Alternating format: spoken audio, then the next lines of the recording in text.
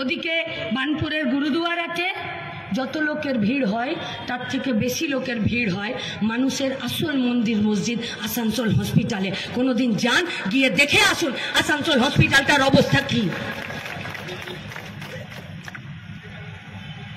ওখানে যে আল্ট্রাসোনোগ্রাফি থেকে শুরু করে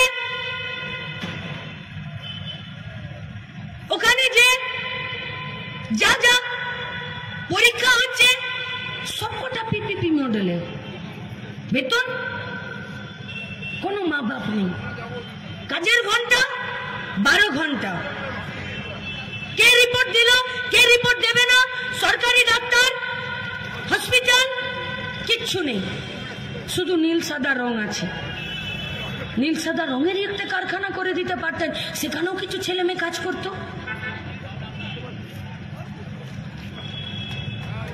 গোটা দেশে যতজন ছোট মাঝারি কারখানাতে কাজ করত, পশ্চিমবঙ্গের তৃণমূল কংগ্রেসের সরকারটা আসার আগে তার 1/3 ভাগের 1 ভাগ লোক শুধুমাত্র পশ্চিমবঙ্গে ছোট মাঝারি কারখানাতে কাজ করত। আমাদের জেলা, আমাদের পশ্চিম বর্ধমান, আমাদের এই এলাকা তার মধ্যে 1 নম্বরে নাম লিখিয়েছিল। আজ কি হাল? আমরা এই আসানসোলের মাটিতে বড় হয়েছি। যখন বড় হয়েছি, যারা একসাথে প্রাইমারি স্কুলে পড়তাম, তাদের বাপরা কেউ চাষ করত, কেউ একটু এদিক ওদিক কাজ করত, কারখানা হয়েছে, তাদের ছেলেপুলেরা সেই সব কারখানাতে কাজ করতে গেছে। আমরা অন্যদিকে স্কুলে কলেজে ব্যাংকে কাজ করব বলে প্রিপারেশন নিয়েছি। আজকে আমাদের জন্য স্কুল বন্ধ, ওদের জন্য কারখানা বন্ধ। একদিন বাপ কাকাদেরকে মূল স্রোতে ফিরিয়ে এনে তারা কাজের জন্য স্বপ্ন দেখেছিল। আজকে আমাদের সেই বন্ধুরা কারখানা বন্ধ হয়ে যাবার পর রাত 8টার পরে কোমরে গামছা বেঁধে বলছে আমি একটু উঠে যাচ্ছি। আমি বললাম আর একটু বস, ভোটের জন্য দুটো কথা বলি, মিটিং করি। বলল ভোটের মিটিং করলে আমার পেট ভরবে না। বললো রাত 8টায় কোথায় যাবে মিটিং করতে?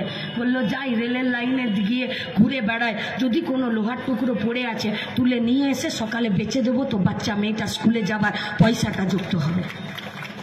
বিরুদ্ধে এসে সালুওয়ালিয়া একটাবার ডিএমএসপির কাছে গিয়ে নিজের বুকের ঢোকে বিজেপির পার্টিটাকে রাস্তায় দাঁড় করিয়ে লড়াই করতে পারবেন নাকি বাবা সুপ্রিয়া লড়েছেন? এই সৈনিক কি নিয়ে লড়বেন?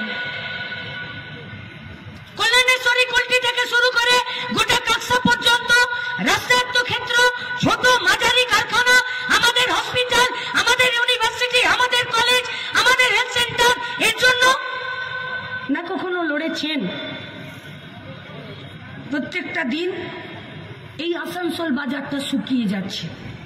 আসানসোল বাজার শুকিয়ে যাচ্ছে, তার মানে আসানসোলটা শুকিয়ে যাচ্ছে না। আসানসোল বাজারের কেনা বেচা কমছে, তার মানে গোটা আসানসোল লোকসভা কেন্দ্রে, গোটা পশ্চিম বর্ধমানে, তার সাথে এদিকে ঝাড়খণ্ড, ওদিকে বীরভূমের লোকগুলোর তাদের আয় কমছে। তাই এই আসানসোল বাজারটা প্রতিদিন বেচা কেনা কমছে।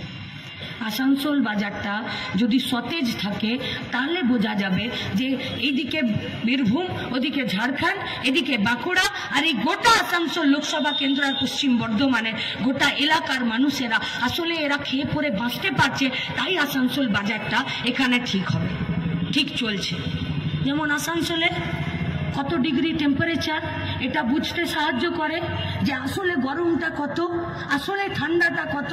ঠিক সেরকম আসানসোলের বাজারটা ঠিক করবে, যদি তার বেচা কেনাটা ঠিকঠাক হয় তাহলে সেইটা ঠিক করবে যে গোটা আসানসোলকে কেন্দ্র করে বীরভূম, বাঁকুড়া, ঝাড়খণ্ডের কিছু অংশ যারা প্রতিদিন এখানকার উপরে তাদের রুজি রুটিটা নির্ভর করছে, তারা রুজি রুটিটা পাচ্ছে কিনা। किस विषय का सैनिक होगा, क्या ये सवाल पूछ सकते हैं? তারা প্রতিদিন সুইসাইডের খাতাতে নাম লেখাবে নাকি বেঁচে থাকার আন্দোলনে নাম লেখাবে?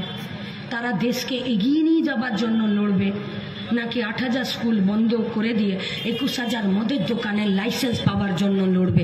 সিদ্ধান্ত আপনাদের হাতে থাকবে। আপনারা যদি চান এই গোটা পশ্চিম বর্ধমান সহ গোটা পশ্চিমবঙ্গের বেকার ছেলেমেয়েরা নিজেরা মাথা উঁচু করে বেঁচে থেকে আসানসোলকে সামনের দিকে এগিয়ে নিয়ে যাক। আপনি চান বা না চান, বাম কংগ্রেসের জোটের প্রার্থী জাহানারা খানকে কাস্তে হাতুড়ি তারা চিহ্নেই ভোট দিতে হবে। তাই অনেক আশা, অনেক ভরসা করে দাবি আবদার আর ভিক্ষে চাইছি, আমাদেরকে 2 নম্বরী খাতাতে নাম লেখাতে বাধ্য করবেন না। সৎ পথে বাঁচার সুযোগ করে দিন, ভোট দিন কাস্তে হাতুড়ি তারাই। ইনকলাব জিন্দাবাদ।